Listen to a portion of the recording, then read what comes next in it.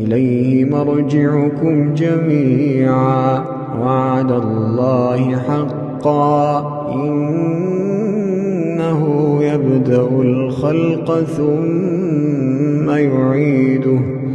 ليجزي الذين آمنوا وعملوا الصالحات بالقسط والذين كفروا لهم شراب من حميم وعذاب أليم لهم شراب